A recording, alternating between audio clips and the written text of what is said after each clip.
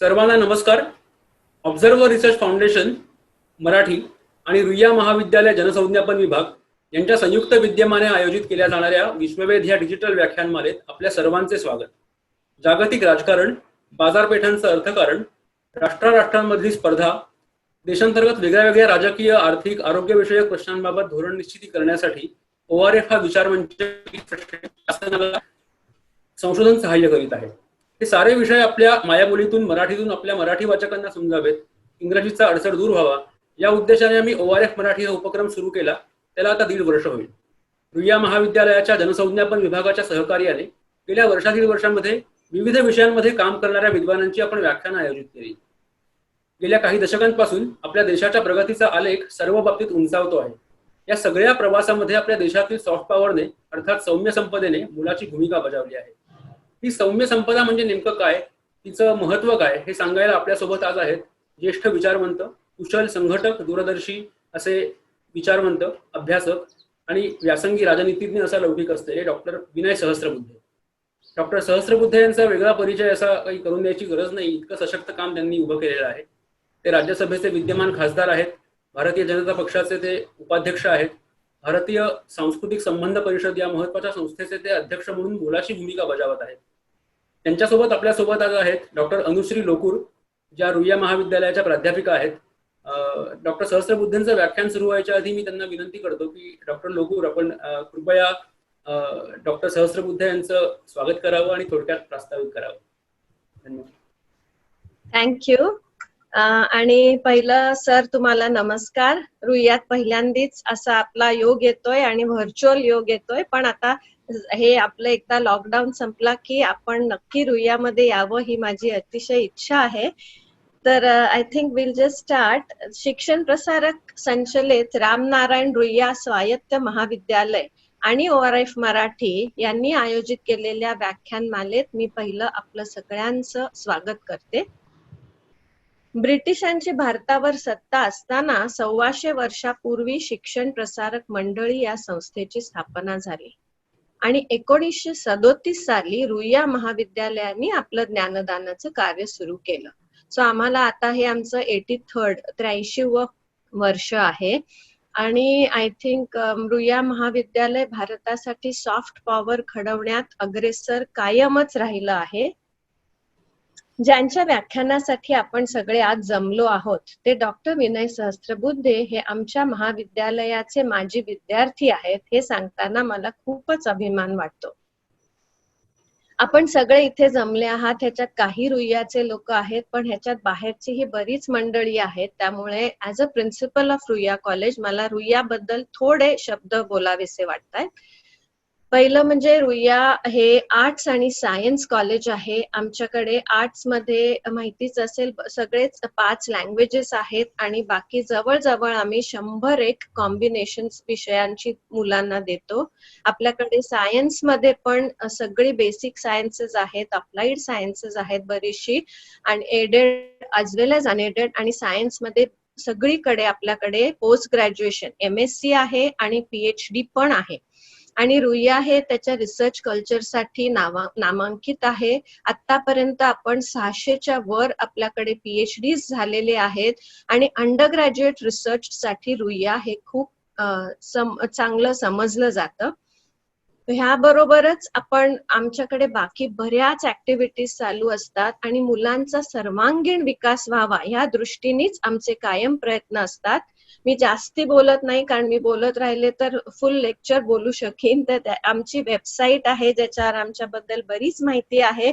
आपल्यापैकी सगळे विचारवंत आहात, त्याच्यामुळे आमची वेबसाईट बघा आणि केव्हाही आम्हाला आपल्या सगळ्यांची मदत नेहमीच हवी असते. सो तेव्हा केव्हाही आमच्या बरोबर कॉन्टॅक्ट मध्ये राहा आणि ज्या पद्धतीने मदत करू शकता ती जरूर करा.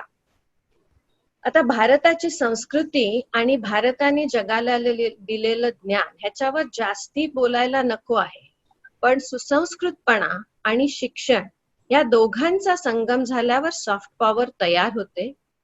आज जागतिक पातळीवर विविध देशातला संवाद कमी कमी होतो आहे, विश्वासार्हता कमी होती आहे आणि ह्या वेळेलाच एक सुसंस्कृत देश म्हणून भारताकडून जगाच्या खूप अपेक्षा आहे.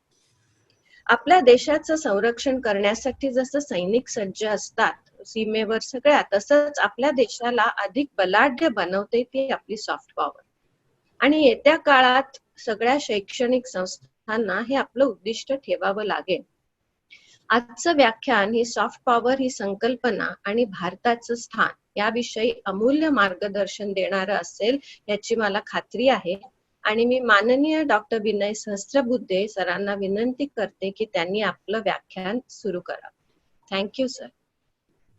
नमस्कार. आवाज येतोय का बरोबर? येस, येतोय.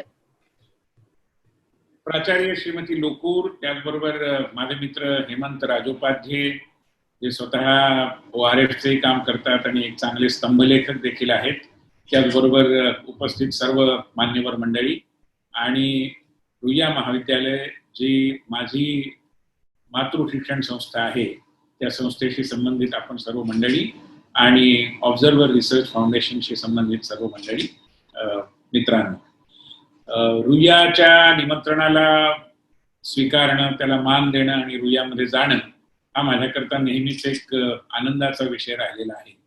आणि डाऊन द मेमरी लेन असं आपण इंग्रजीमध्ये म्हणतो तसा काहीसा प्रकार रुईयाचं नाव घेतल्याबरोबर आणि रुईयातले दिवस आठवताना होतो. मी माझ्या पदवीपूर्व शिक्षणाच्या वेळी रुईयामध्ये होतो आणि पदव्युत्तर शिक्षणासाठी देखील रुईयामध्येच रजिस्टर्ड होतो, जरी आमचे क्लासेस अन्यत्र व्हायचे. आणि त्यामुळे रुईया कॉलेज विषयी एक वेगळं भावनिक नातं आहे आणि रुईयाची खूप वैशिष्ट्ये आहेत. त्यामुळे त्या कॉलेजमधला सोशल गॅदरिंगचा प्रकार असेल, त्या कॉलेजमधल्या वाङ्मय मंडळाच्या वेगवेगळ्या ऍक्टिव्हिटीज असतील, डिबेटिंग सोसायटीचं काम असेल आणि खूप जिने चढून चढून आपण ज्या लायब्ररीत जातो त्या लायब्ररीत काम करण्याचा किंवा अभ्यास करण्याचा आनंद असेल, या सगळ्या गोष्टी या माझ्या स्मृतिकोशामध्ये आहेत. आमच्या वेळी रुईयामध्ये जे कॅन्टीन असायचं त्या कॅन्टीनला देखील फिश पॉन्ड देण्याची पद्धत होती. आता फिश पॉन्ड्स वगैरे कोणी देतं का नाही किंवा नव्या पिढीला ट्विटरच्या जमान्यात फिश पॉन्ड्सची आवश्यकता राहत नाही, पण आमच्या वेळी त्या कॉलेज मधल्या कॅन्टीनला एक फिश पॉन्ड नेहमी मिळायचा, तो म्हणजे today special, yesterday is left over अशा प्रकारचा. त्यामुळे अशा प्रकारचे अतिशय मार्मिक फिश पॉन्ड्स आणि कॉमेंट्स आणि देवाणघेवाण असं ज्याच्यातनं व्हायचं, असं हे रुईया कॉलेजचं त्या काळातलं विश्व होतं. आणि माझी खात्री आहे की या सगळ्या चांगल्या परंपरा, प्राचार्य बदलले, प्राध्यापक बदलले, विद्यार्थी बदलले, पण परंपरा तशाच आहेत याबद्दल माझ्या मनात खात्री आहे. आणि त्यामुळे रुईयामध्ये येणं हा एक निश्चितपणे आनंदाचा विषय आहे. आपण भारताच्या सौम्य संपदेविषयी बोलतो आहोत आणि ही सौम्य संपदा हा विषय आणि किंबहुना हे नाव हे देखील एक प्रकारे आपल्याला थोडंसं नवीन, अभिनव, अपरिचित असं वाटू शकतं. याचं कारण ही संकल्पनाच एका अर्थाने नवीन आहे. आपण जर इतिहासात डोकावून बघितलं तर साधारण 1990च्या सुमारास केनेडी स्कूल ऑफ गव्हर्नमेंटचे त्यावेळेचे एक डायरेक्टर आणि एक फार चांगले व्यवस्थापन शास्त्रातले तज्ज्ञ मान्यवर जोसेफ नाय यांनी सॉफ्ट पॉवर हा शब्द प्रयोग प्रथम वापरला आणि सॉफ्ट पॉवर या विषयामध्ये त्यांनी एक ग्रंथ देखील सिद्ध केला, एक चांगलं पुस्तक लिहिलं. त्यानंतर जगामध्ये सॉफ्ट पॉवर या विषयाची चर्चा सुरू झाली. पण भारताच्या बाबतीत विचार करायचा तर भारताची सॉफ्ट पॉवर आणि भारताची सॉफ्ट पॉवर या विषयातली परंपरा, भारताची ही सौम्य संपदा, सॉफ्ट पॉवरला मराठी हिंदी शब्द आपण हा वापरू शकतो, याची परंपरा खूप जुनी आहे. आणि या विषयातलं जे आपलं संचित आहे ते देखील खूप आहे, अपरिमित अशा प्रकारचं आहे, अतुलनीय अशा प्रकारचं आहे, असाधारण आहे.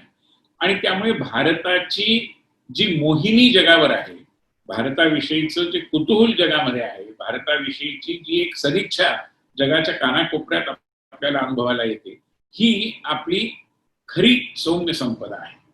आणि म्हणून या सौम्य संपदेच्या संदर्भामध्ये आज नेमकी स्थिती काय आहे, या सौम्य संपदेचे पैलू नेमके आहेत ते कोणकोणते आहेत, आणि या सौम्य संपदेच्या विकासाकरता केवळ सरकारनेच काही करून पुरेसं नाहीये, सगळ्यांनी मिळून काही ना काही प्रयत्न केले पाहिजे. ते प्रयत्न काय असू शकतात, अशा अनुषंगाने मी काही मुद्दे आपल्या समोर मांडण्याचा प्रयत्न करतो आहे. ते मुद्दे मांडण्यापूर्वी ज्या शब्दाचा मी उपयोग केला की भारताची मोहिनी, तर भारतामध्ये येणारा माणूस हा भारताविषयी अतिशय प्रभावित होऊन जातो, याची खूप उदाहरणं आपल्याला देता येतील. म्हणजे अमेरिकेचे राष्ट्राध्यक्ष असताना बिल क्लिंटन भारतामध्ये आले आणि त्यानंतर त्यांचा भारताकडे बघण्याचा जो दृष्टिकोन होता त्याच्यामध्ये आमूलाग्र बदल झाला. अशीच गोष्ट काही वर्षांपूर्वी ओबामा हे जे अमेरिकेचे राष्ट्राध्यक्ष होते ते भारतात आले आणि त्यानंतर त्यांचाही भारताचा अनुभव घेतल्यानंतर भारताकडे बघण्याचा आणि भारताच्या सामरिक हिताच्या संबंधातला देखील दृष्टिकोन हा आमूलाग्रतेने बदलला. अशी भारताची जादू आहे, असं भारताचं गारुड आहे एक प्रकारे. आणि मला एक आठवण सांगावीशी वाटते की काही वर्षांपूर्वी मी ऑस्ट्रियामध्ये साल्झबर्ग या ठिकाणी साल्झबर्ग सेमिनार नावाच्या एका संस्थेच्या निमंत्रणावरून भाषण द्यायला गेलो होतो. आणि त्या सेमिनारमध्ये 4 दिवसाचा सेमिनार होता, बरेच जण होते, मी आणि आपल्या महाराष्ट्रातले आणखी एक प्राध्यापक राज्यशास्त्राचे तेही माझ्याबरोबर होते. आणि त्या ठिकाणी जे बाकी प्रतिनिधी होते मान्यवर, त्याच्यामध्ये भारतामध्ये ज्यांनी ब्रिटनचे राजदूत म्हणून काम पाहिलं असे डेव्हिड गोर बूथ हे एक फार मोठे ब्रिटिश मुत्सद्दी हे देखील त्या ठिकाणी होते. आणि या डेव्हिड गोर बूथ यांच्या पत्नी देखील त्या कार्यक्रमाला आल्या होत्या. आणि 4 दिवसाच्या त्या कार्यक्रमात त्यांची आमची अनेकदा गाठभेट झाली. आणि जेव्हा जेव्हा गाठभेट व्हायची तेव्हा त्या काही प्रश्न आम्हाला विचारायच्या, त्यांच्या मनात खूप कुतूहल होतं. आणि भारतात त्यांनी जे दिवस घालवले त्याच्या अतिशय मधुर आठवणी त्यांच्याबरोबर होत्या. त्यामुळे त्या आम्हाला अनेकदा विचारायच्या की अजूनही चौपाटीला भेळ मिळते का, अजूनही चांदणी चौकात पराठेवाली गल्ली आहे का, अजूनही अमुक अमुक होतं का, अजूनही याच पद्धतीचं सुरू आहे का, अशा अनेक गोष्टी. आणि त्या त्यांचं कुतूहल शमवण्याच्या नादामध्ये आम्ही भारताविषयीची खूप चर्चा करायचो, त्यांना सांगायचो त्यांचं जे काही भावविश्व होतं त्याच्यामध्ये भारताला खूप महत्वाचं स्थान होतं. आणि म्हणून हे स्मरणरंजन एक प्रकारे नॉस्टॅल्जिया याच्यावरती आमच्या खूप गप्पा व्हायच्या याच्या अनुषंगाने. ज्यावेळी समारोपाचा प्रसंग आला तर त्या समारोपाच्या कार्यक्रमामध्ये तो संबंध सेमिनार हा लोकशाही डेमोक्रेसी या विषयावर होता. आणि त्या विषयाच्या समारोपाच्या कार्यक्रमामध्ये त्यावेळी लटविया नावाच्या एका छोट्या देशाच्या राष्ट्रप्रमुख असलेल्या, माझ्या समजेने पंतप्रधान होत्या, श्रीमती फ्रायबर्गा नावाच्या एक बाई या त्या कार्यक्रमाला प्रमुख पाहुण्या म्हणून आल्या होत्या समारोपाचं भाषण करायला. आणि त्या समारोपाचं भाषण करत असताना सभागृहामध्ये आम्ही मागच्या बाजूला बसलो होतो, कॉफी पीत होतो, कार्यक्रमात ते सहभागी होतो. तर त्या फ्रायबुर्गा बाईंनी त्यावेळी लोकशाही, सार्वभौमत्व, जनतेची ताकद, जनतेचा आवाज, लोकशाहीमधली लोकांची भूमिका अशा विषयावर खूप लंबेलाट भाषण करायला सुरुवात केली. तर त्यांचं भाषण सुरू असताना या श्रीमती डेव्हिड गोर बूथ यांनी मला सांगितलं की जरा इकडे ये. आणि माझ्याजवळ येऊन त्या असं म्हणाल्या की या फ्रायबुर्गा बाई व्यासपीठावरून खाली उतरल्या की त्यांना जाऊन सांग की लोकशाही, लोकांची ताकद, जनतेचं सार्वभौमत्व या सगळ्या विषयावर तुम्ही आम्हाला लेक्चर द्यायची काही गरज नाही. तुमचं पूर्ण देश आमच्या मुंबईच्या एका लोकल ट्रेनमध्ये मावेल. त्यामुळे अशा प्रकारे भारताची जी एक ताकद आहे, लोकसंख्या ही देखील एक ताकदच आहे एका अर्थाने. आणि त्यामुळे भारताची लोकशाही विषयीची जी मूलभूत धारणा, भारतीयांची धारणा आणि लोकशाहीच्या संबंधाची आपली विश्वसनीयता, आपली लोकतांत्रिक मूल्यव्यवस्थेमध्ये घट्ट रुजलेली पाळंमुळं याविषयीची इतकी खात्री श्रीमती डेव्हिड गोर बूथ यांना होती की त्यांनी थोडंसं गमतीने पण मला हे सुचवलं की मी जाऊन त्या ठिकाणी त्यांना असं सांगावं.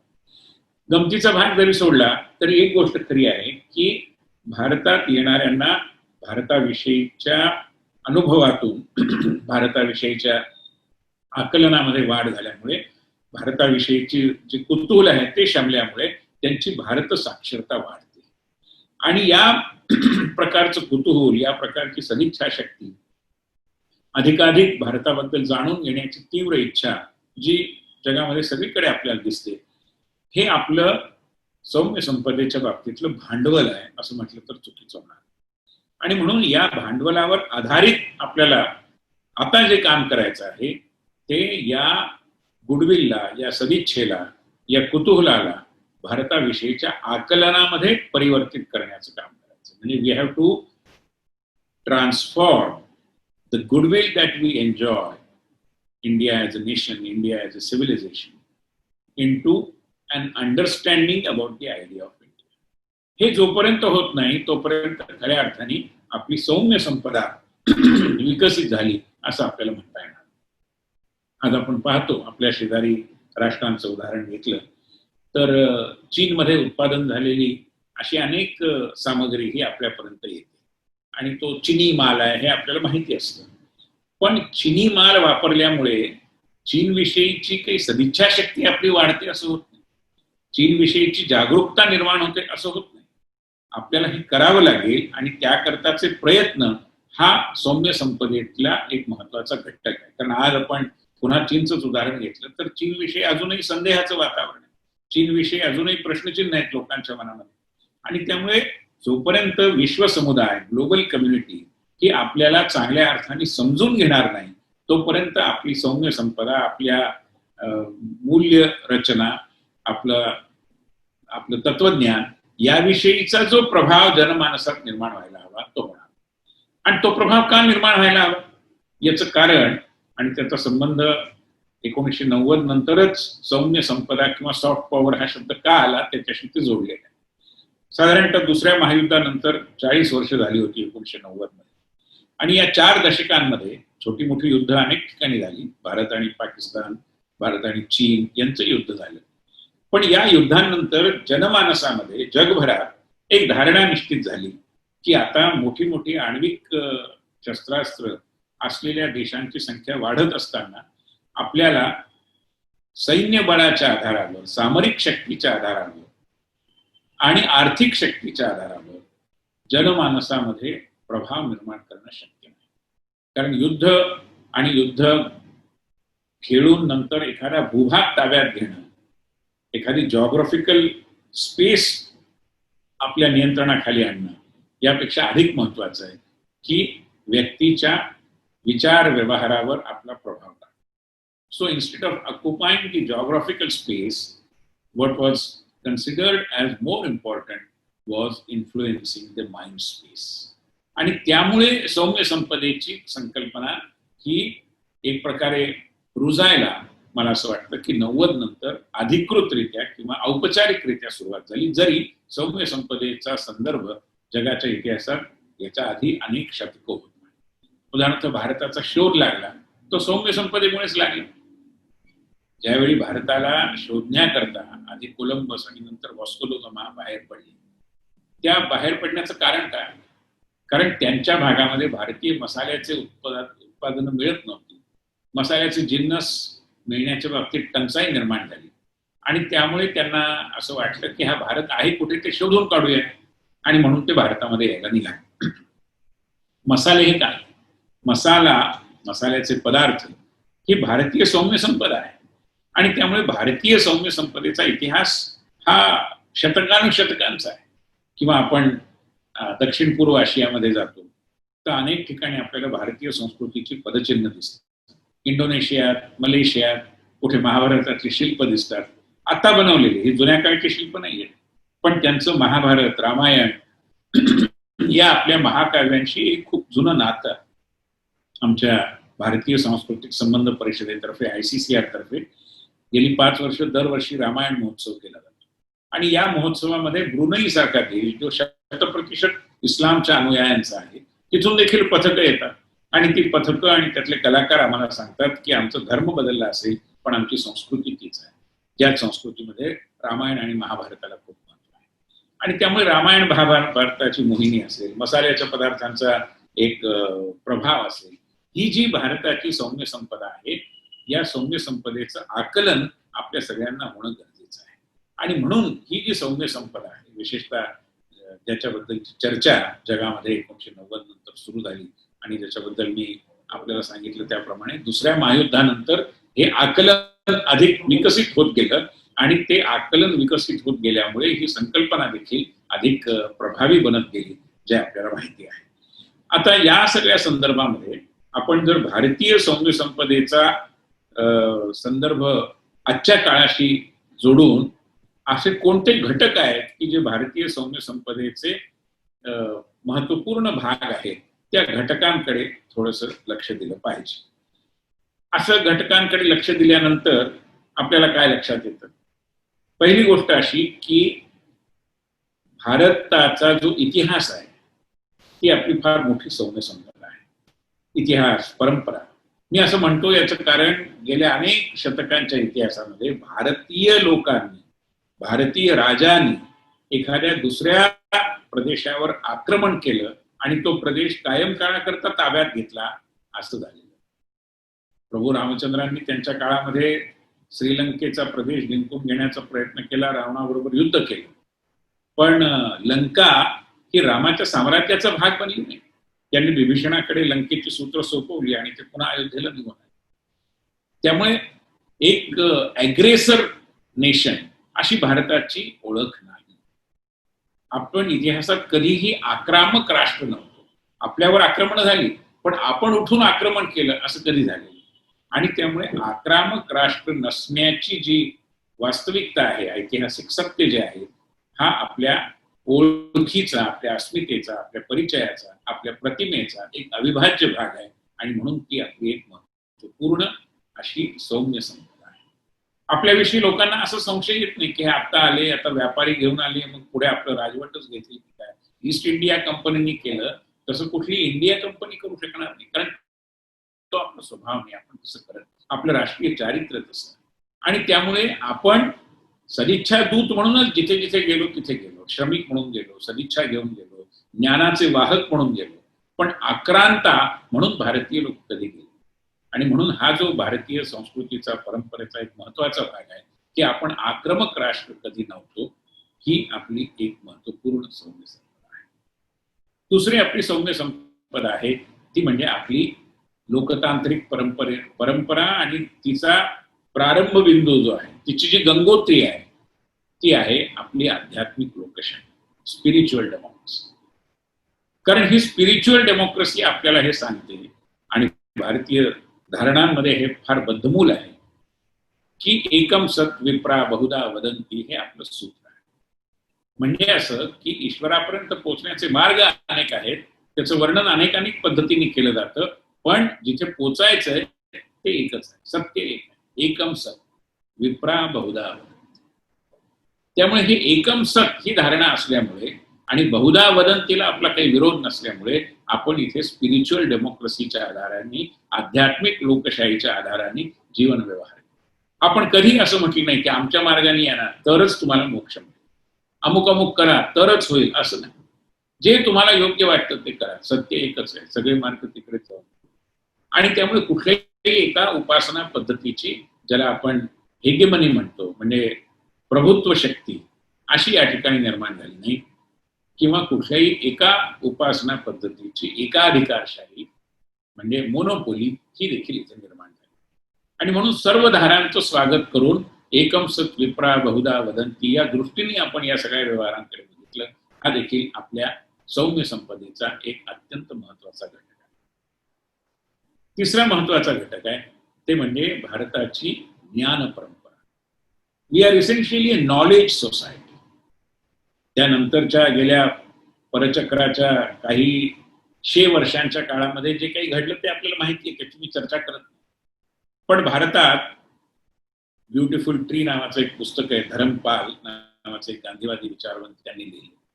त्याच्यात त्यांनी याचे उल्लेख केले की 16व्या-17व्या शतकामध्ये सुद्धा भारतात मुलींना शिक्षण दिलं जायचं, शिक्षणाची व्यवस्था होती, शिक्षणाच्या संदर्भात कुठलीही लैंगिक असंतुलनाची स्थिती नव्हती, आणि प्रयत्न असे होते की शिक्षण समाजातल्या सर्व वर्गांना.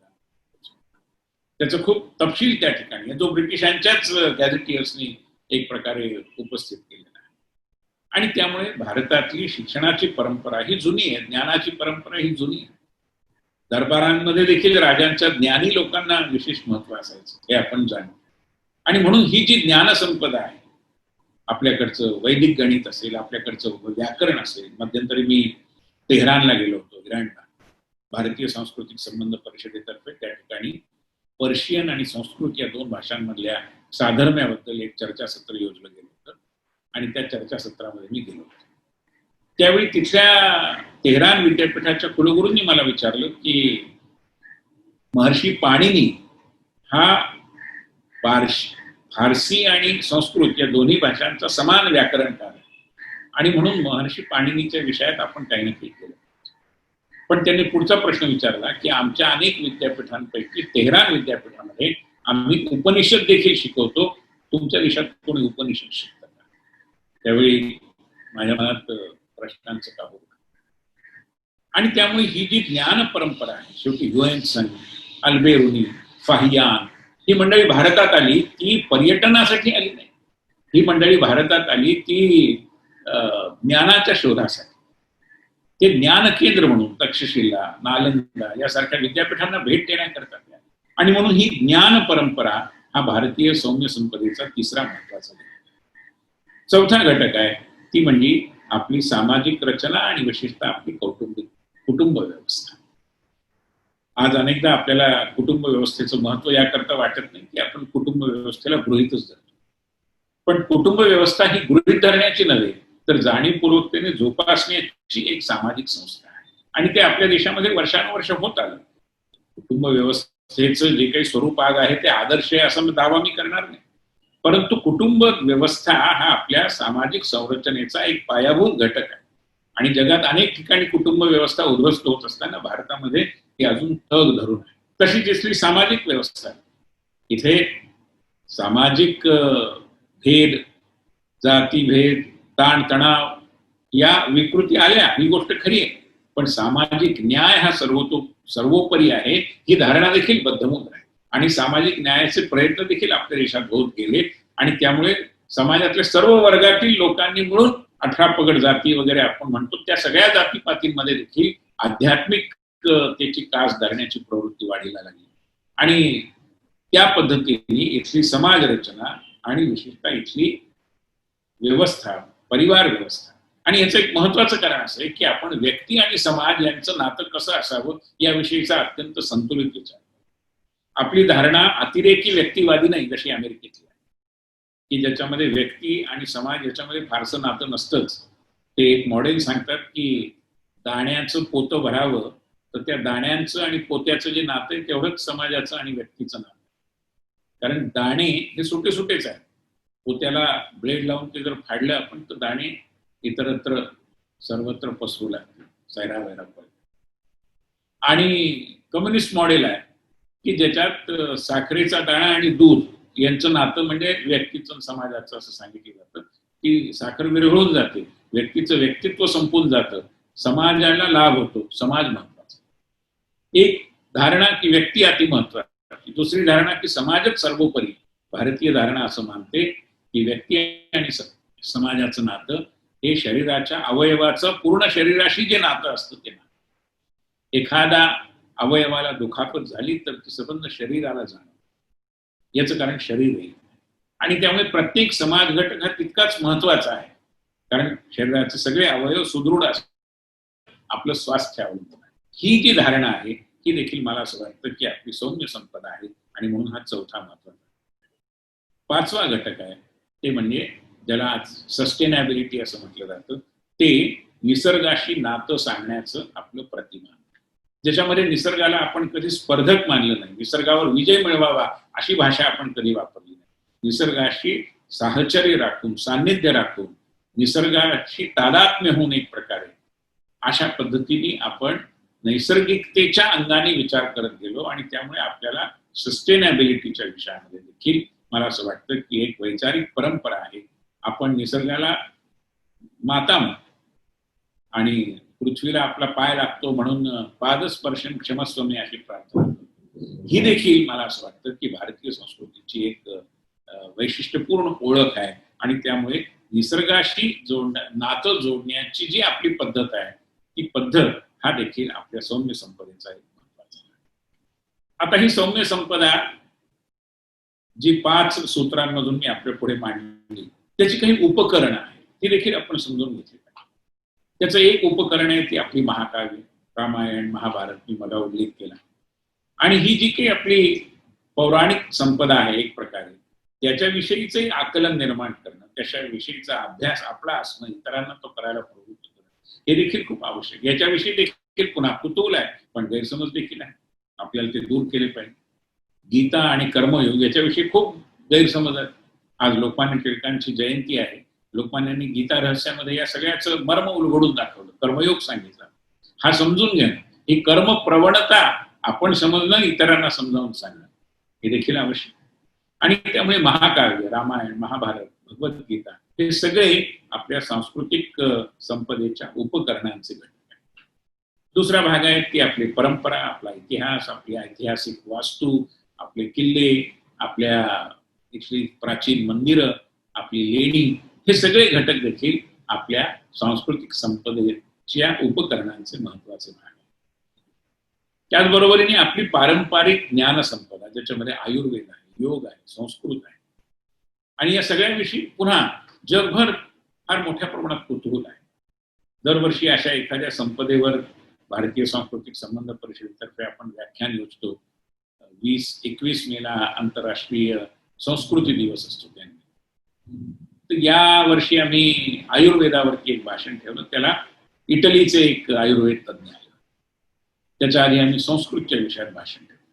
त्यामुळे ही सगळी जी संपदेची वेगवेगळी अंग आहेत ती समजून घेणं आणि जगाला समजून सांगण्याच्या स्थितीमध्ये आपण येणं हा देखील एक महत्वाचा भाग.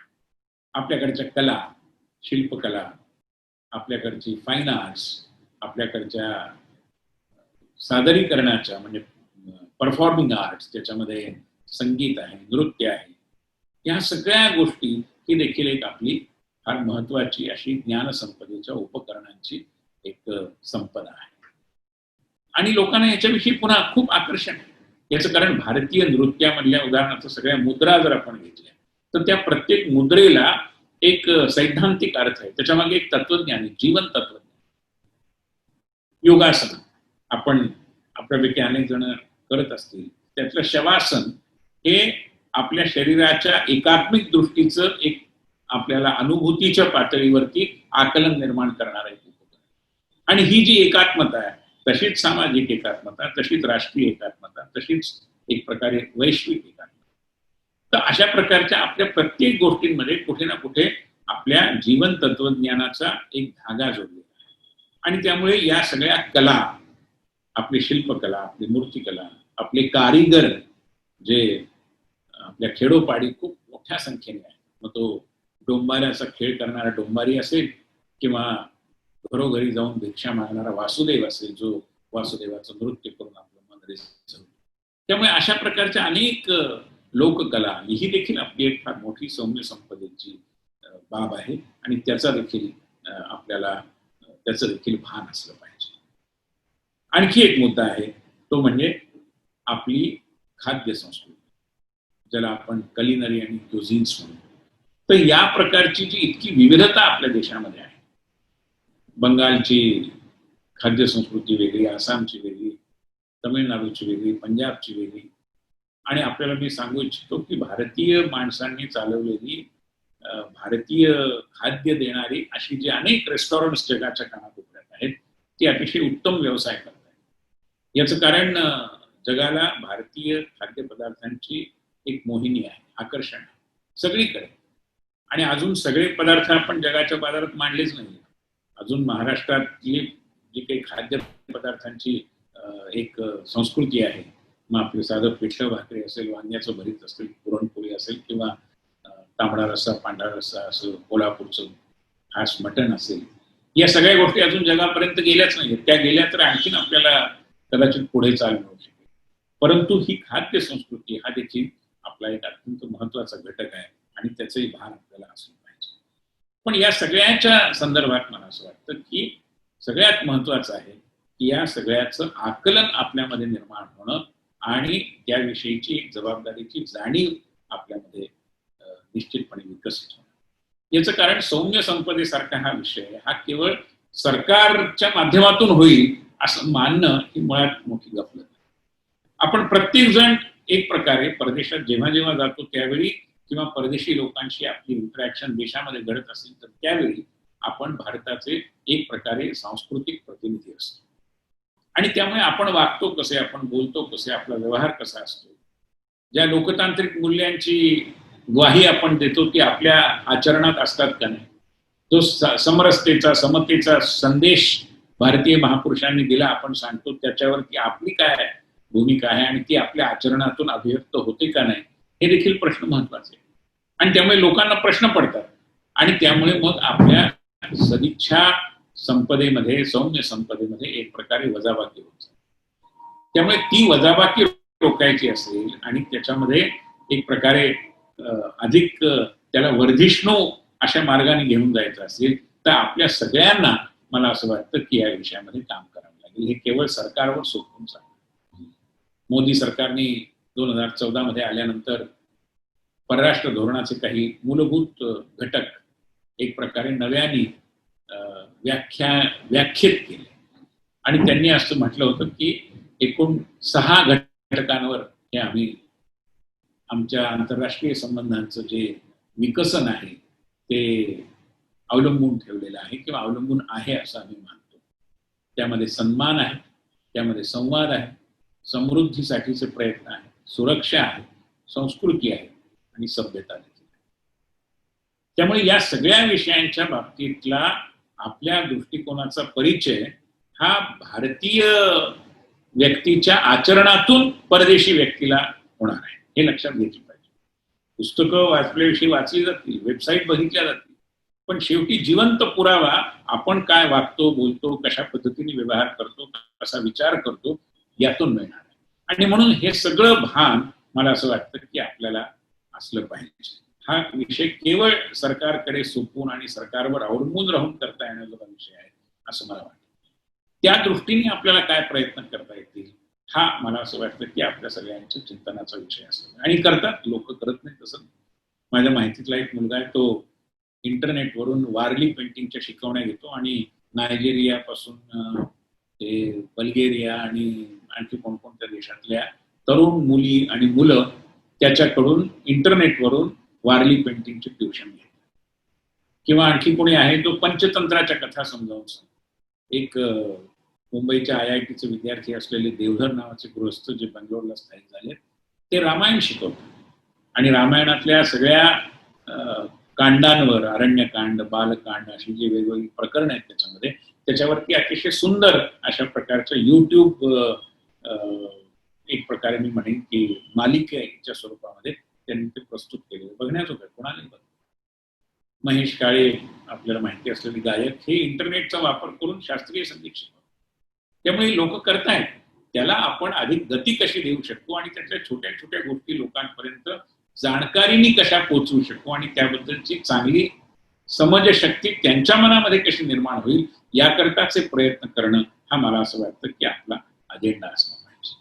सुदैवाने सरकारने देखील या विषयामध्ये खूप लक्ष दिलेलं आहे. उदाहरणार्थ मागच्या अर्थसंकल्पामध्ये अर्थमंत्र्यांनी म्हटलं होतं की भारत हा उच्च शिक्षणाचं एक मोठं केंद्र झालं पाहिजे अशी आमची भूमिका आहे. भारतीय सांस्कृतिक संबंध परिषदेने अलीकडेच एक डेस्टिनेशन इंडिया नावाची एक कॉन्फरन्स पुण्यामध्ये योजली आणि याच्यामध्ये हाच विषय होता की अधिकाधिक संख्येने परदेशी विद्यार्थी आपल्याकडे कसे येतील. UN संघ आणि फाहियांच्या गोष्टी आपण करतो ते योग्य आहे, पण नवे UN संघ आणि फाहियान कसे निर्माण, कसं लोकांना आकर्षण वाटेल की आपण भारतात उच्च शिक्षणासाठी जायला पाहिजे. ज्ञानाची साधना करण्यासाठी, ज्ञानार्जन करण्यासाठी भारत हे आपलं गंतव्य स्थान आहे अशी भूमिका कशी विकसित होईल. आज मी आपल्याला आकडेवारी देऊन सांगायचं झालं तर सांगेन की आज मी 30 औपचारिक आणि अनौपचारिक पद्धतीने भारतात शिक्षणाकरता येणाऱ्या परदेशी विद्यार्थ्यांची संख्या साधारणतः 1,00,000-1,25,000 घरात. भारतात इंग्रजीचा एवढा मोठा प्रसार प्रचार असून आणि इंग्रजीचा बोलबाला असून देखील ही स्थिती आहे. चीनमध्ये इंग्रजी शिकवलं जात नाही फार, चीनी लोकांना इंग्रजी येतही नाही, पण चीन 5 लाखापर्यंत विद्यार्थ्यांना आकर्षित करू शकते. आपण अजून तेवढं करू. आणि ही जी 1,00,000-1,25,000 विद्यार्थ्यांची संख्या आहे तिचं महत्वही आपण समजून घेतलं. आज भारताचे जेवढे म्हणून शेजारी देश आहेत त्यापैकी अनेक देशांचे पंतप्रधान, राष्ट्रपती, सर्वोच्च न्यायमूर्ती हे भारतात शिकलेले आणि त्यामुळे ही एक फार मोठी सदिच्छा संपदा आहे. अफगाणिस्तानमधल्या हजारो विद्यार्थ्यांना ICCR तर्फे आपण स्कॉलरशिप देतो. त्याचा स्वाभाविक परिणाम होतो. असंच आपण भूतानच्या बाबतीत म्हणू शकतो, बांगलादेशच्या बाबतीत. आणि या हजारो विद्यार्थ्यांचे भारताशी जोडलेले अनुबंध ही आपली फार मोठी सौम्य संपदा आणि ती वाढवली पाहिजे. आज भारत जगाच्या तालिकेमध्ये ज्याला आपण सोर्स कंट्री म्हणतो, म्हणजे जिथून विद्यार्थी बाहेर जातात त्या क्रमांक 3 वर आहे. पण ज्याला डेस्टिनेशन कंट्री म्हणतो, म्हणजे जिथे परदेशातून विद्यार्थी येतात त्या देशांच्या मालिकेमध्ये आपलं स्थान 26 आहे. आणि म्हणून ही जी पिछेहाट आपली अजूनही आहे काही प्रमाणामध्ये या विषयामध्ये, व्यावहारिक दृष्ट्या सदिच्छा नुसती भरपूर असणं पुरेसं नाही, मी म्हटलं तसं आकलन वाढलं पाहिजे. तर ते आकलन वाढण्यासाठी आपल्याला या सगळ्या उपायांचा अवलंब केला पाहिजे. अखेर सांस्कृतिक संबंधांची जी भूमिका आहे ती केंद्रवर्ती भूमिका आहे. एका अर्थाने सांस्कृतिक संबंध मजबूत असतील तर त्याच्या आधारावर सामरिक संबंध, आर्थिक संबंध, राजनैतिक संबंध हे विकसित करता येऊ शकतात. पण सांस्कृतिक संबंध हे बाय डेफिनेशन ट्रॅक टू पद्धतीने, पीपल टू पीपल या पद्धतीने अधिक चांगल्या पद्धतीने विकसित होऊ शकतात. त्यामुळे त्यावर देखील आपण भर दिला पाहिजे. आज आपल्याकडे परदेशी भाषा शिकण्याचे केंद्र मोठ्या संख्येत आहे, पण त्यातही संतुलन नाहीये. म्हणजे इंडोनेशियाची भाषा इंडोनेशिया ही शिकवणारी विद्यापीठ तिथे प्रश्न, मोठे मोठे देश आहेत, तिथली भाषा आपल्याला आली पाहिजे. आणि त्यामुळे अशा प्रकारे परदेशी भाषा शिकणं, परदेशी संस्कृतीचं एक अध्ययन आपल्या केंद्रांमधून घडून येणं, यातून देखील आपण आदान प्रदानाच्या माध्यमातून भारताविषयीचं आकलन, भारताविषयीची सदिच्छा संपदा, सौम्य संपदा ही वाढवण्यासाठी प्रयत्न करू शकतो. याबद्दल मला माहिती. आणि म्हणून हे प्रयत्न आपल्याला कशा अधिक तीव्र गतीने करता येतील हा आपल्या सगळ्यांच्या आकलनाचा, चिंतेचा आणि विचार विश्वाचा एक भाग असला पाहिजे. त्या दृष्टीने मला असं वाटतं की आपल्याला करता येणं बरंच आहे. याचं कारण आपल्याकडे मूळ खूप आहे जे आहे ते, पण आपली अवस्था तुझे आहे तुझं पाशी परी तू जागा चुकला अशी होती. आणि कधी कधी कस्तुरी मृगाप्रमाणे आपल्यालाच कळत नाही की आपल्याकडे एवढं मोठं संचित. मी 2 उदाहरणं देऊन माझं बोलणं संपवतो. एक उदाहरण माझ्या स्वतःच्या अनुभवातलं आहे की मी एकदा जर्मनीमध्ये प्रवास करत असताना काही तरुण मुलं मला भेटली. त्यातल्या 1-2 भारतामध्ये प्रवास केलेला. त्यांना मी विचारलं की किती दिवस होता, तर तो म्हणाला की मी गेलो होतो 8च दिवस, पण राहिलो महिनाभर. मग भारताविषयीचे त्याचे अनुभव मी विचारले, इम्प्रेशन्स विचारले. तर त्यांनी सांगितलं की भारत हा खूप गलिच्छ देश आहे, सगळीकडे घाण आहे, लोक ट्रॅफिक रूल्स पाळत नाही आणि गर्दी बघितल्यावरच आधी आमच्या मनावर खूप दडपण येतं. मग मी त्याला म्हटलं की एवढ्या तू नकारात्मक गोष्टी सांगतोयस, तरी देखील 8 दिवस राहण्यासाठी गेलेला तू महिनाभर तिथे राहिलास, तर असं काय होतं की ज्यामुळे तुला भारतात अधिक राहावंसं वाटलं? तर त्यांनी मला स्मित हास्याने उत्तर दिलं की याचं कारण तुम्ही लोक. तो म्हणाला की आमच्या युरोपमध्ये जेवढी तुम्हाला लोक सापडतील त्यांच्या कोणाच्याही डोळ्यामध्ये तुम्हाला चमक दिसणार नाही. भारतातल्या गरीब माणसाच्या डोळ्यात देखील एक आशेची, आकांक्षेची चमक आहे. आणि ही चमक ही आपली जी विषय आहे ती आपल्याला जगण्याचं बळ आहे. आणि त्याचं आकर्षण आहे लोक. आपल्याला हे माहिती सुद्धा नाही की ही आपली मोठी सौम्य संपदा आहे. अमेरिकेत आमचे एक मित्र शिक्षक आहेत, त्यांनी त्यांचे अनुभव मला एकदा सांगितले. त्यांनी सांगितलं की एका प्रसंगामध्ये एका विद्यार्थ्याला, जो वर्गामध्ये त्यांचं भाषण चालू असताना झोपायचा, डुलक्या काढायचा, त्याला यांनी उठवल्यानंतर तो जागा झाला. असं 4-5 वेळा घडलं. त्यावेळी एका टप्प्यावर तो म्हणाला की sir, teaching is your job, whether to listen to you or not is my liberty. आणि त्यामुळे मी झोपेन किंवा काय ऐकेन त्याच्याशी तुमचा काय संबंध, तुम्ही शिकवता. आता या उत्तराने स्वाभाविकरित्या भारतीय शिक्षक थोडासा खजील झाला, नाराजही झाला. पण त्याला हे माहिती होतं की आपण काही ना काही डायलॉग केला पाहिजे आणि ह्याचं मूळ कारण काय ते समजून घेतलं पाहिजे. आणि म्हणून त्यांनी त्याचा पिच्छा सोडला नाही. आणि एकदा कॉफी पिता पिता त्या मुलाला विचारलं की मला समजून घ्यायचंय की तुला झोप काय येते बरं सकाळी 11 वाजता. त्या मुलाने सांगितलं की तुम्ही खरंच विचारताय म्हणून मी कारण सांगतो की माझ्या घरी परिस्थिती थोडी बिकट आहे. माझ्या आईचं पहिलं लग्न मोडलं, नवीन वडील माझ्या घरात आले.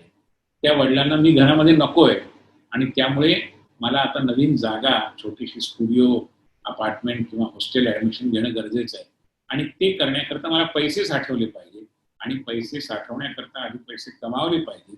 म्हणून मी रात्री म्हणजे पहाटे 4 वाजेपर्यंत एका मॅकडोनॉल्डच्या याच्यामध्ये एका आउटलेटमध्ये काम करतो आणि स्वाभाविकरित्या पहाटे 4ला मी झोपतो. त्यामुळे सकाळी 11 वाजता मला झोप येते. पण शेवटी तो मुलगा असं म्हणाला की तुम्ही भारतातून आलाय म्हणून तुम्ही त्या प्रश्नाच्या तळाशी जाऊन शोध घेण्याचा प्रयत्न करताय, अमेरिकन शिक्षक कधी हे करणार. ही जी गुरु शिष्य संबंधांची आपल्याकडची धारणा ही देखील एक फार मोठी सौम्य संपदा आहे, जी विश्वाच्या शैक्षणिक व्यवहारामध्ये खूप महत्वाचं परिवर्तन घडवू शकते, एक चांगल्या अर्थाने मूल्यवर्धन देखील करू शकते. त्यामुळे असं बरंच काही आपल्याकडे आहे, त्याचं भान आपल्याला निर्माण झालं तर आपल्या सौम्य संपदेमध्ये काही पटीने वाढ होईल याबद्दलचा विश्वास व्यक्त करून आणि आपल्या सगळ्यांना धन्यवाद देऊ. नमस्कार. कौस्तुभ जोशी रुईया महाविद्यालयामध्ये शिकवतो, मास मीडिया डिपार्टमेंटशी संबंधित आहे. आपल्याकडे प्रश्नांचा पाऊसच पडलेला आहे. सर्वप्रथम सर तुमचे आभारच मानावेत की इतका मोठा विषय हा आवाका खूप मोठा असताना तुम्ही थोड्या वेळामध्ये तो छान आम्हाला समजावून सांगितलात. इनफॅक्ट विद्यार्थ्यांचे खूप प्रश्न वेगवेगळ्या प्रकारचे येत आहेत, तर मी निवडक प्रश्न सर घेतो. एक अपर्णा म्हणून मुलगी आहे, तिचा प्रश्न आलाय की आपण जसं तिने तेहरानला गेला होता त्या संदर्भात बहुतेक तो विचारला असावा की आपली जी सॉफ्ट पॉवर आहे ती इतरांपर्यंत पोहोचवण्यासाठी आपण नक्की शिक्षण क्षेत्रात काय बदल घडवून आणू शकतो किंवा आपण कुठे ती सॉफ्ट पॉवर पुढे नेण्यात कमी पडतोय का, हा एक पहिला प्रश्न येतोय. आणि त्याला जोडूनच एक दुसरा प्रश्न येतोय यश नावाच्या एका मुलाचा आहे की बदलतं तंत्रज्ञान आणि डिजिटल टेक्नॉलॉजी ही सॉफ्ट पॉवरला जर का लिंक झाली तर आपण महासत्ता म्हणून अधिक लवकर पुढे येऊ शकू का? दोन्ही प्रश्न एकमेकाशी निगडीतच आहेत. मला असं वाटतं की आपण काय करू शकतो यातला एक पहिला महत्वाचा भाग आहे की आपण आपल्या अस्मितेविषयी विवेकनिष्ठ पद्धतीने परंतु जागरूक असतो.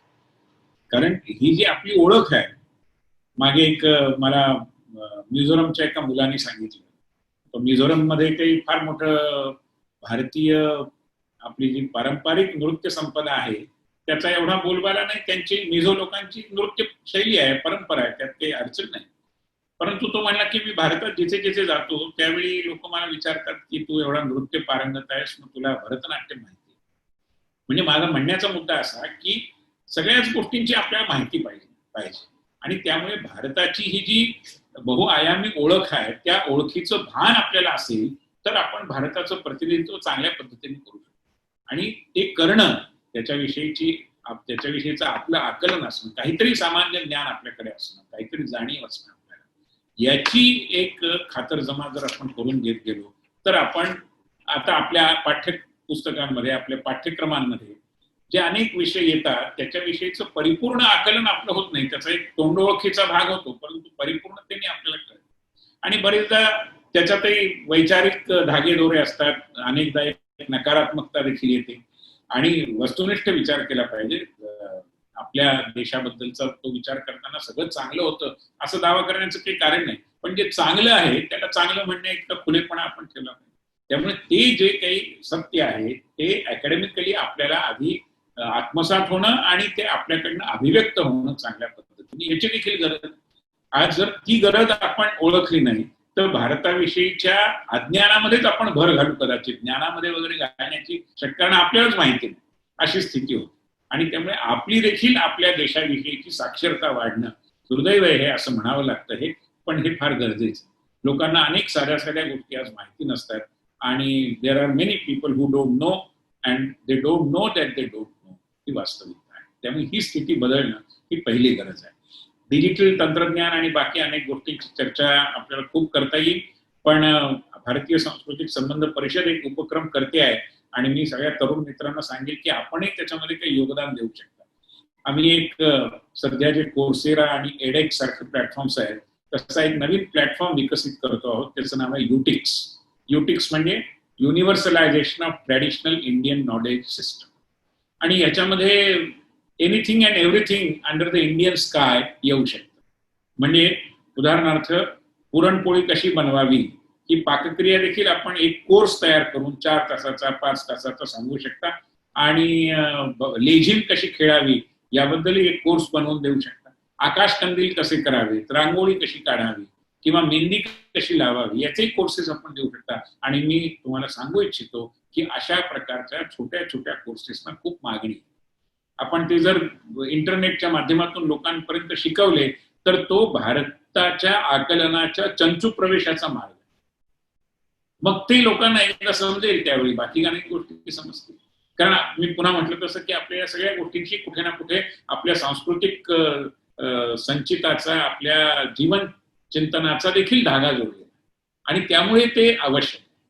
विजय मेहतांच्या आत्मचरित्रामध्ये जिम्मा त्याच्यामध्ये एक प्रस्तावनेतच त्यांनी केरळमधल्या रांगोळीच्या परंपरेविषयी, रांगोळीची परंपरा आणि तिथल्या उत्सवाच्या परंपरेविषयी त्यात त्या लिहितात की तिथे जे एक नृत्य देवीच्या मंदिरात केलं जातं, नृत्य म्हणा किंवा पूजेचा एक विधी जो संध्याकाळच्या वेळी 3-4 तास चालतो, त्याच्यात एक फार मोठी विस्तीर्ण म्हणजे देवळाच्या संबंध त्याचा जो प्राकार आहे, गाभाऱ्याच्या बाहेरचा जो एक हॉल सारखा भाग आहे, त्याला व्यापेल एवढी मोठी रंगीबेरंगी रांगोळी अतिशय नेत्रदीपक सुंदर काढतात. त्याच्यातच आरती करतात, दिवे लावतात. त्या दिव्याच्या प्रकाशात ती आरती, ती रांगोळी उजळून निघते आणि आरती संपली रे संपली की बाकी भजनं चालू असतात आणि लोक आपल्या पायानी ती आरती जी रांगोळी आहे ती पुसून टाकतात. आणि विजयाबाई असं लिहितात की नित्य नूतन चिरपुरातन ही जी आपली संस्कृती आहे त्याचं हे प्रतिबिंब की आपण निर्माण, तूच निर्मिशी तूच तोडीशी, हे जे आपलं आहे ना की आपणच निर्माण करायचंय आणि आपणच त्याचा समारोपही करायचा आहे. गणपतीची मूर्ती आपणच बनवायची आणि विसर्जनही आपणच करायचंय. याच्या मागचं जे जीवन तत्वज्ञान आहे ते विजयाबाई लिहितात की त्या रांगोळीतनं देखील अभिव्यक्त होतं. आता हे जे नुआन्सेस आहेत, या ज्या फायनल थिंग्स आहेत, ही जी अंतर्दृष्टी आहे, ही जी इन्साइट आहे, ही आपल्यामध्ये निर्माण झाली तर आपण भारतीय संस्कृतीचे राजदूत निश्चितपणे बनू. एक वेगळ्या प्रकारचा प्रश्न आलाय की मला वाटतं डॉक्टर सामंत यांनी विचारलाय, चीन ज्या पद्धतीने कन्फ्युशन इन्स्टिट्यूशन्स जगभर प्रस्थापित करतोय, तर तुम्ही मगाशी म्हणाला तसं आपला स्वभाव हा सृजनात्मक आणि संस्कृती रक्षकाचा आहे आणि आपण आक्रमक नाही, पण ज्या पद्धतीने आपण आपल्याच चांगल्या गोष्टी जगामध्ये सांगायला कुठेतरी कमी पडतोय का, किंवा त्याच्या संदर्भात आपण काय करू शकतो, म्हणजे शासकीय पातळीवर एक आणि आपण एक त्यांनी म्हटले की वैयक्तिक भारतीय म्हणून आपण काय करू शकतो. 2-3 गोष्टी आहेत. पहिलं तर त्यांच्या मताशी मी पूर्णपणे सहमत आहे की आपण जरा जास्तच आत्मविलोपी वगैरे आहोत बहुधा आणि त्यामुळे आपण आपल्याविषयी फार बोलत नाही. कदाचित बोलण्याजोगी माहिती आपल्याला नसते किंवा अन्य काही कारण असतील, पण त्याची आवश्यकता नाही. आपण आपलं जे चांगलं आहे ते विनम्रतेने पण आग्रहाने लोकांसमोर निश्चितपणाने आणलं पाहिजे. आणि त्यामुळे आज जगाचा बाजार आणि जगाचा व्यवहार असा आहे की चांगलं असणं पुरेसं नाही, चांगलं दिसावं देखील नाही. आणि आपण जर चांगले आहोत तर आपण चांगलं दिसलं पाहिजे, ते आपलं कर्तव्य आहे. अन्यथा जे चांगलं आणि आकर्षक दिसतं तेच चांगलं आहे असं मानून लोकांची फसगत होते, जगाची फसगत होते. त्या फसगतीला आपणही जबाबदार आहोत, कारण आपण चांगले असूनही चांगले दिसत नाही. आणि म्हणून हे जे सत्व आपल्याकडे आहे ते लोकांच्या समोर आणणं, जगाच्या विषयीवर टांगणं, जगाच्या बाजारात त्याचं प्रदर्शन करणं हे आवश्यक आहे, ज्ञानमार्गाने अर्थातच. आणि त्यामुळे कॉन्फ्युशियस सेंटर्सची फार मोठी साखळी आहे. हजारो कोटी रुपये त्याच्यावर ते खर्च करतात. आपली आज आर्थिक स्थिती अशी नाही की आपण एवढा मोठा खर्च करू शकतो. पण दुसरी चांगली स्थिती अशी आहे की आज आपल्याला NRIs किंवा नॉन रेसिडेंट इंडियन्स यांच्या माध्यमातून फार मोठ्या संख्येत आपले सांस्कृतिक प्रतिनिधी जगाच्या कानाकोपऱ्यात विखुरलेले आहेत. त्यांनाच आपण जर वाहक मानलं आणि त्यांच्या माध्यमातून भारत अध्ययन केंद्र जर जगाच्या कानाकोपऱ्यात उभी केली, आमच्या भारतीय सांस्कृतिक संबंध परिषदेची 38 देशांमध्ये केंद्र आहे. पण 250 देश किंवा त्याहीपेक्षा जास्त देशांमध्ये 38 या संख्येला काही फार महत्व नाही. आणि त्यामुळे आपल्याला हे जे आपले बांधव परदेशामध्ये जाऊन स्थायिक झालेले आहेत त्यांच्या मदतीने हा भारतबोध जगाच्या कानाकोपऱ्यांपर्यंत वेगवेगळ्या मार्गाने आकर्षक पद्धतीने आणि पुन्हा ज्ञान केंद्रित अशा पद्धतीच्या व्यवहारातून पोहोचवता येईल. त्याकरता आपल्याला सगळ्यांना थोडासा संकल्प केला पाहिजे, निर्धार. एक प्रश्न थोडा जिओपॉलिटिकल अंगाने आलाय. रवी यांनी विचारलाय की दक्षिण आशियामध्ये भारत सॉफ्ट पॉवर म्हणून जेव्हा वर येऊ शकतो, म्हणजे वर येईल, तेव्हा दक्षिण आशियातल्या अनेक देशांमध्ये आणि भारतामध्ये संस्कृतीचे आणि संबंधाचे एक टायअप्स आहेत. कारण आपण तो एक विशाल आपला संस्कृतीचा एक म्हणजे एक प्रकारचा मोठा आकारच होता तो. म्हणजे अगदी दक्षिण आशिया, साऊथ ईस्ट एशियातल्या देशांमध्येही आपल्याला आपल्या पुराणातले आणि आपल्या भाषा संदर्भातले अनेक गोष्टी सापडतात. तर अशा पद्धतीने काही एकत्र येऊन आपण जगाच्या समोर सॉफ्ट पॉवरचं लॉबिंग असं काही करू शकतो का, किंवा या संबंधाने काही करता येऊ शकतं का? हे वरवर आकर्षक वाटत असलं तरी व्यवहारता ते एवढं सोपं नाही. कारण आपण सगळेजण एकाच सांस्कृतिक समुदायाचे किंवा ज्याला आपण सभ्यता किंवा सिव्हिलायझेशन म्हणू त्याचे घटक आहोत, ही वास्तविकता आपल्या सगळ्याच शेजारी राष्ट्रांना मान्य होईल अशी स्थिती नाही. आपल्या SIS कॉलेजच्या प्राध्यापिका मनीषा टिकेकर यांनी पाकिस्तानवरती खूप चांगलं पुस्तक लिहिलं. त्या पुस्तकात त्यांनी असं लिहिलेलं आहे, त्यांच्या त्या महिना दीड महिना तिथे किंवा जास्तच काळ अभ्यासासाठी गेल्या आणि त्या असं लिहितात की इथे देखील भारतीय नृत्य कलेविषयी खूप आकर्षण आहे. लोकांना भरतनाट्यम, कथकली, कुचिपुडी ही नृत्य कला प्रकार पाकिस्तानी तरुण मुलींना शिकायचे आहे, पण शिकण्याची परवानगी नाही. आणि जिथे सरकारने परवानगी दिली आहे तिथे असं लिहिलंय की तुम्ही कृष्णाचा उल्लेख करू नका, माखन चोर असं म्हणा, कृष्ण म्हणू नका. त्यामुळे पाकिस्तान सारखा शेजारी राष्ट्राचा शेजारी देश जो आहे तो किंवा अन्य शेजारी देश, कोणाचं नाव घेण्याची गरज नाही, हे जे आपलं समान सांस्कृतिक संचित आहे त्याला त्यांनी आधी प्रथम मान्यता दिली पाहिजे. ती मान्यता दिली तर एकत्रितरित्या काही गोष्टी होऊ शकतात. आणि जसं आपल्या दक्षिण पूर्व आशियातले ब्रुनेई सारख्या देशातली लोक जर म्हणत असतील की आम्ही उपासना पद्धत बदलली पण आमची संस्कृती तीच आहे, तर आपल्या शेजारी राष्ट्रातल्या लोकांनाही हे सत्य पचायला खरं म्हणजे अवघड जाऊ नये. पण तसं होणार नाही, कारण त्यात तुम्ही म्हणता तसा एक जिओ पॉलिटिकल संदर्भ त्याला आहे आणि त्यामुळे लोक आपली आपली एक वेगळी संस्कृती आहे असं असो वा नसो असं भासचित्र निर्माण करण्याचा प्रयत्न करतील. त्यामुळे एकत्रितरित्या दक्षिण आशिया म्हणून आपल्याला काही करता येईल याबद्दलची शक्यता थोडी अव्यवहार्य आहे असं मला वाटतं. अर्थात भारतीय सांस्कृतिक संबंध परिषद त्याही दृष्टीने प्रयत्न करत असते. संबंध दक्षिण पूर्व आशियामध्ये विशेषतः ज्या पारंपरिक कारिगरीच्या गोष्टी आहेत त्यातल्या दोन धारा म्हणजे टेक्स्टाईल आणि पॉटरी या लोकांचं एक संमेलन आम्ही महात्मा गांधींच्या 150व्या जयंतीनिमित्त येत्या ऑक्टोबर, नोव्हेंबर, डिसेंबर मध्ये कधीतरी कोरोनाची स्थिती सौम्य झाल्यानंतर करण्याचा प्रयत्न करतो आहोत. आणि ही एशियन असेंब्ली ऑफ आर्टिझन्स मला असं वाटतं की या दिशेने टाकलेलं एक महत्वाचं पाऊल आहे.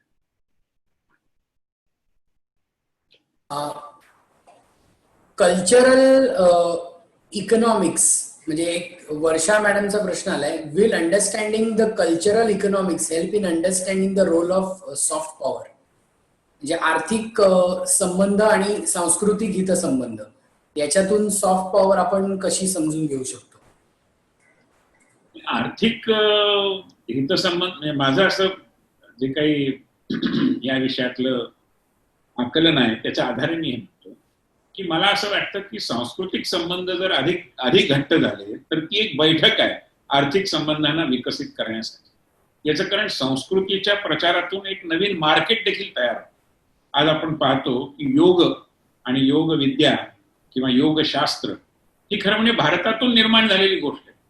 पण पंतप्रधान नरेंद्र मोदींनी 2014 नंतर विशेषतः 2015 पासून जो आंतरराष्ट्रीय योग दिनाचा उपक्रम जगांनी स्वीकारला त्यांच्या इनिशिएटिव्ह, तो होईपर्यंत भारताची यातली जी स्थिती आहे आणि भारताचं यातलं जे प्रभुत्व आहे ते जगाच्या लक्षात आलेलं नव्हतं.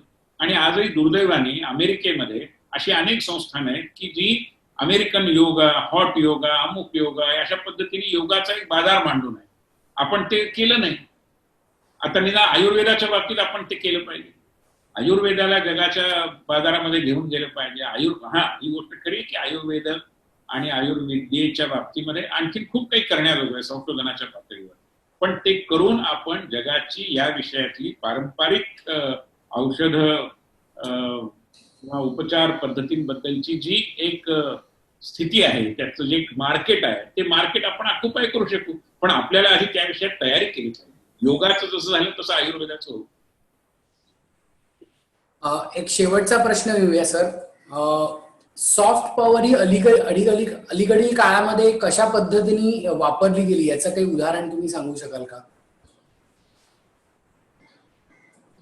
असं उदाहरण सांगणं अवघड आहे, पण मी म्हटलं तसं मग मी जी 2 उदाहरणं दिली की बिल क्लिंटन आणि बराक ओबामा यांच्या दृष्टिकोनात पडलेला फरक हा भारताच्या अनुभवातून आलेला. म्हणजे भारत ही एक अनुभूती आहे आणि ती अनुभूती घेतल्यानंतर आपल्या देशाकडे पाहण्याचा जो पारंपरिक दृष्टिकोन आहे तो बदलतो, ही वस्तुस्थिती आहे.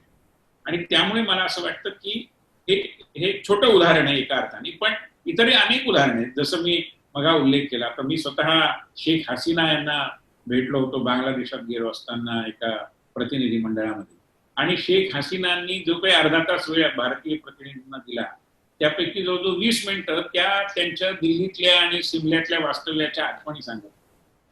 त्याचं कारण ते भारतात शिकलेले. त्यामुळे शेख हसीना यांच्या मनावर हा जो भारताचा प्रभाव आहे, किंवा मालदीवचे जे पदच्युत झालेले अध्यक्ष ज्यांना आता तिथल्या सरकारमध्ये एक जबाबदारी आहे, त्या अध्यक्षांची देखील शैक्षणिक कारकीर्द ही भारतात गेली.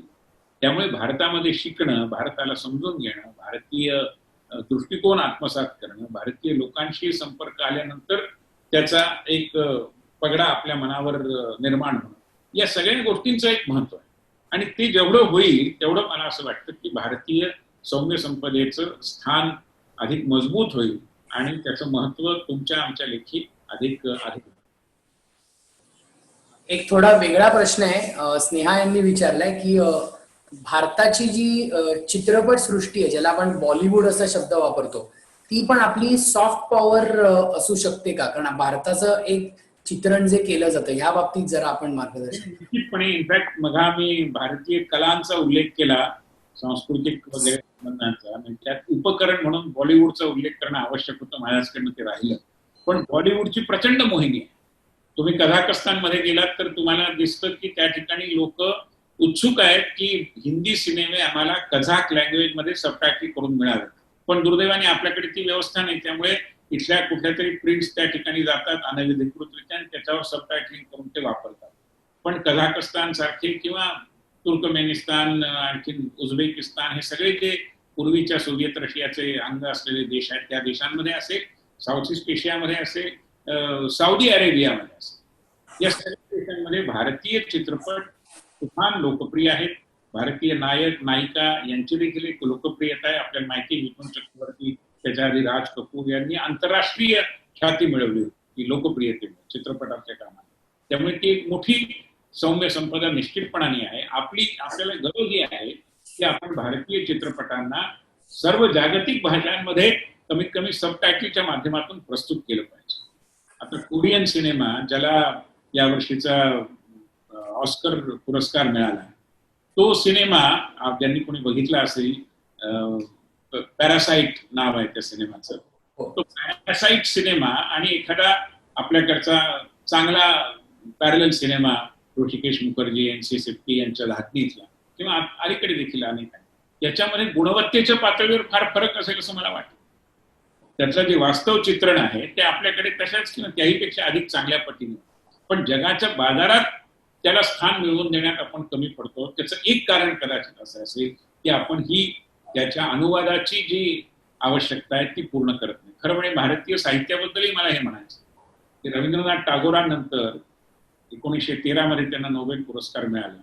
त्यानंतर गेल्या जवळजवळ 100 पेक्षा अधिक वर्षांमध्ये एकही साहित्य कृती नोबेलच्या मानांकनासाठी पात्र मानली न जाण्याचं एक कारण असं आहे की मराठी, तमिळ, तेलुगू, आसामीज किंवा पंजाबी साहित्य कृतींचा लॅटिन, फ्रेंच, जर्मन या वैश्विक भाषांमध्ये अनुवाद करण्याचं कुठलंही रचनाबद्ध असं उपकरण आलं आपल्याकडे. आपण जर तसे प्रयत्न केले तर भारतीय साहित्य कृतींना देखील वैश्विक लिटरेचरची बाजारपेठ उपलब्ध. सर, यामुळे भारतीय तरुण मंडळींना दुसऱ्या देशामध्ये म्हणजे एक स्किल्ड जॉबही मिळू शकेल अशा पद्धतीने प्रश्न येतोय. श्रेयस यांचा प्रश्न आहे की सॉफ्ट पॉवरच्या निर्मितीमध्ये तरुण मंडळींचं या पुढच्या काळामध्ये कसं योगदान असेल? मी म्हटलं तसं अनेक योग शिक्षक, भारतीय योग शिक्षक, आम्ही ICCRच्या माध्यमातूनही योग शिक्षक पाठवतो. टीचर्स ऑफ इंडियन कल्चर या नावाने देखील काही जण त्या ठिकाणी जातात आणि भारतीय प्राचीन साहित्याची ओळख करून देण्याकरता ट्युशन्स घेतात किंवा अन्य काही घेतात. पण माझं म्हणणं की आता जग तंत्रज्ञानाने इतकं जवळ आणलेलं आहे की आपण घर बसल्या सुद्धा, मग आम्ही जी उदाहरण दिली की कोणी वारली पेंटिंग शिकवत आहे, कोणी बंगाली रसगुल्ला कसा बनवायचा याचं रेसिपी, त्याचे रेग्युलर क्लासेस घेत आहे, अशी उदाहरणं आहेत. हे जर आपण आत्मसात करून त्याला आजच्या भाषेत मोनेटाईज करायचा प्रयत्न केला तर मला असं वाटतं की या गोष्टी सहज शक्य आहेत. आणि तरुण मंडळींना तर तंत्रज्ञानाशी त्यांची मैत्री असल्यामुळे हे अधिक सहज सुलभ आहे. त्यांनी जरूर या मार्गांचा विचार करावा. आज अनेक लोक मला माहिती आहेत की त्यांच्या युट्यूबवरती इतक्या हिट्स त्यांना मिळतात की त्यातनं त्यांना महिन्याला $200-400. धन्यवाद विनयजी. आपण आमच्या सगळ्या प्रश्नांना छान समर्पक उत्तरं दिली आणि हा विषय खूप छान पद्धतीने खुलवून सांगितलं. मी ORF चे धवल देसाई यांना विनंती करतो की त्यांनी आपलं मनोगत व्यक्त करावं. धवलजी. धन्यवाद प्रोफेसर कौस्तुभ. नमस्कार. आज हे इंटरनेट जरा अनस्टेबल आहे घरात, तरी डॉक्टर विनय सहस्त्रबुद्धे यांचा अभ्यासपूर्ण मांडणीमधून आपल्या सर्वांना भारतीय सॉफ्ट पॉवरचे सामर्थ्य कळलेच आहे. द्वेषाने जग जिंकता येईल पण मन जिंकता येणार नाही हे आपण जाणतोच. अगदी वेदांपासून गौतम बुद्धांपर्यंत आणि भगवान महावीरांपासून महात्मा गांधी विनोबांपर्यंत आमच्या या भारत देशाने जगाला संस्कृतीचे आणि शांतीचे महत्व दिले आहे. आजही तीच ज्ञान संपदा आणि परंपरा सुरू असल्याची साक्ष विनयजींनी आपल्याला दिली आहे. And India's soft power projection for the good of the world was in glorious display in recent times. And Dr. Sahasrabuddhe will also agree that when India came to the rescue of the world of several developed and developing nations around the world, including the mighty United States of America, with a very timely and critical humanitarian aid during the ongoing pandemic in the form of the export of hydroxychloroquine or HCQ, the drug that has saved millions of COVID-19 infected persons all around the world. भविष्यात भारताचे हे सामर्थ्य टिकविण्याचे आणि वाढविण्याचे आव्हान आपण सर्वांना पेलायचे आहे. ORF मराठींची विश्ववेध व्याख्यानमाळा असाच एक प्रयत्नाचा भाग आहे. गेले 1.5 वर्ष आम्ही सातत्याने हा प्रयत्न करत आहोत. भविष्यात हा प्रयत्न असाच विस्तारात नेण्याचा आमचा मानस आहे. या आमच्या प्रयत्नात आपण सर्वांनी सहभागी व्हावे अशी विनंती करतो. अखेरीस विनयजींनी आपल्या बहुमूल्य वेळ आम्हाला मार्गदर्शन करण्यासाठी दिला त्याबद्दल त्यांना मनापासून धन्यवाद. Thank you so much sir. आमच्या सहआयोजक रुईया महाविद्यालयाचे आभार आणि सर्वात शेवटी तुम्हा मायबाप प्रेक्षकांचेही मनापासून आभार. लवकरच पुन्हा भेटूया विथ द नेक्स्ट विश्ववेध. धन्यवाद. Thank you so much. धन्यवाद. नमस्कार.